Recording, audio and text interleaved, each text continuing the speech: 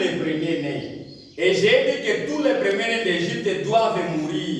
Mais pour éviter que les premiers-nés des Israélites ne meurent pas aussi, vous devez me les consacrer. C'est à partir de ce jour-là, pour éviter que les premiers-nés des Israélites ne meurent pas, Nakatia Fleoana, qu'on a consacré tous les premiers-nés d'Égypte, des Israélites, qui sont devenus les premiers-nés de Dieu. Et ils l'étaient devenus par les rachats. Dieu a ordonné qu'on paye les rachats pour les premiers-nés et qu'ils soient consacrés. Maintenant, Nakatia Église et à Condiment, Dieu a fait la même ordonnance. Parce que nous avons dit que la chose a évolué. Au lieu que ça reste pour seulement les premiers-nés, Dieu a généralisé ça pour tous les enfants. Mais Dieu a ordonné à ses serviteurs. Lorsque moi, Botami, soit maman Azuizemi, la vie de cet enfant commence en intra-terrain. Étant donné que la vie de l'enfant commence en intra-terrain, il y a des enfants qui peuvent mourir sans avoir vu le soleil. Nous allons faire un avortement. Maintenant, pour donner la chance, Nabana Oyo Bakoki Kokufa lors de l'avortement, Dieu a ordonné tout ça les baptêmes préventifs. Allo Israël. Allo Israël. Allo Israël.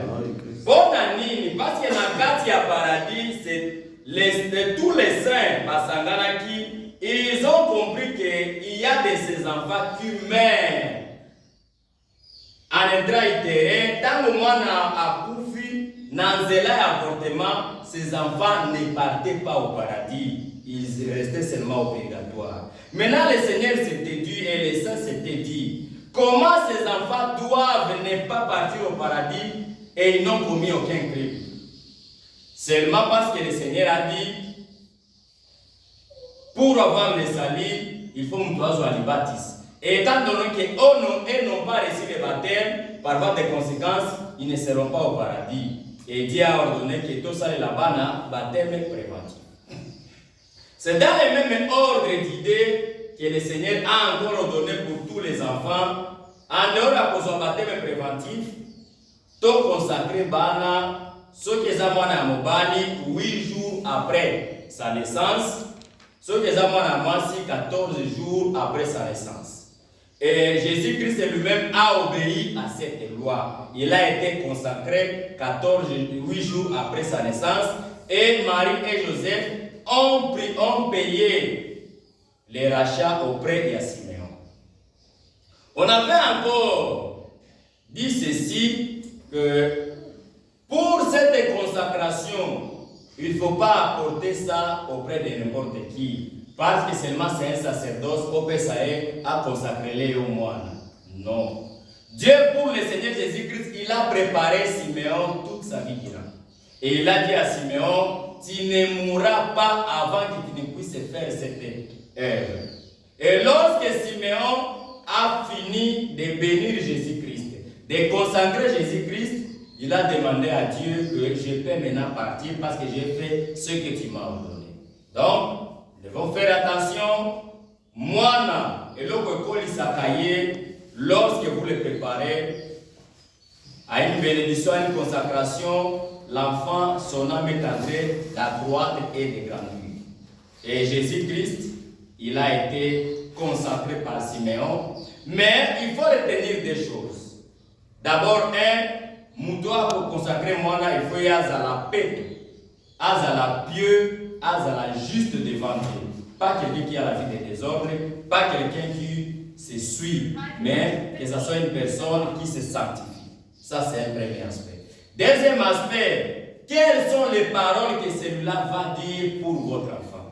Le jour de la consécration de l'enfant, il faut que Baloba Maloba Oekolanda Moana. C'est pourquoi nous avions lu Luc chapitre 2, au 21e verset, jusqu'au verset au 35e verset, et pas Iwapi, Bapesa qui est sous Christ, ma pamboli et pas à Siméon. Et on nous a dit que Siméon a dit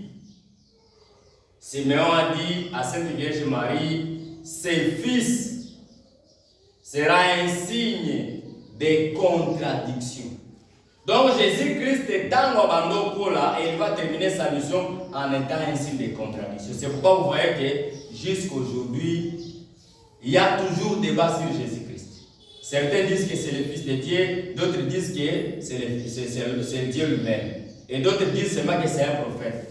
Parce que ce sont là les paroles que Simeon a dit pour Jésus-Christ. Il a dit encore à cette Vierge Marie que Jésus-Christ va ramener la chute et le relèvement de beaucoup en Israël. Et quand Jésus-Christ est venu, ceux qui étaient les chefs spirituels, les pharisiens, sont devenus les derniers. Et les Saint-Pierre, qui n'étaient que les pécheurs, le Seigneur les a relevés. Et ils sont devenus les chefs sacerdotaux. Allez Israël. Allez Israël. Allez Israël. Et lorsque vous êtes en train d'éduquer votre enfant, étant un père, il faut choisir les mots que vous dites à vos enfants. Parce que le mot, soit les paroles qu'un père ou une mère prononce pour ses enfants ont un impact et une force incommensurable. C'est pourquoi on nous a donné l'exemple d'Isaac et ses fils. Isaac dit à son fils que je vais te bénir, mais avant que je te bénisse, va dans la forêt, chasse pour moi du gibier, prépare-le. Lorsque je mangerai et que je serai content, mon âme étant contente, c'est à ce moment-là que je vais vous bénir. Et cela étant fait, Jacob a dévancé et il a préparé le premier, les repas, et il a été béni. Mais la leçon qu'il faut retenir là-bas, c'est que, premièrement, une âme triste ne donne pas de bénédiction.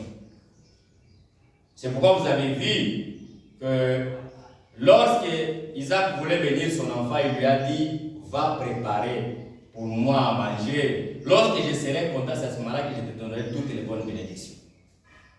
Et on a encore dit, lorsque Isaac a terminé à donner la bénédiction auprès de son enfant, Ésaü est revenu, c'était trop tard. Ésaü a posé la question à son père, papa, n'y a-t-il pas une autre bénédiction pour moi?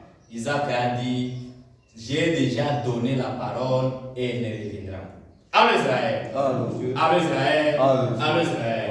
Vous êtes les parents, il y a des paroles, lorsque vous les dites contre vos enfants, ça ne reviendra plus. Il y a de ces parents-là qui sont eux-mêmes artisans du malheur de leurs enfants en disant de n'importe quoi, en disant des paroles de la malédiction contre leurs propres enfants.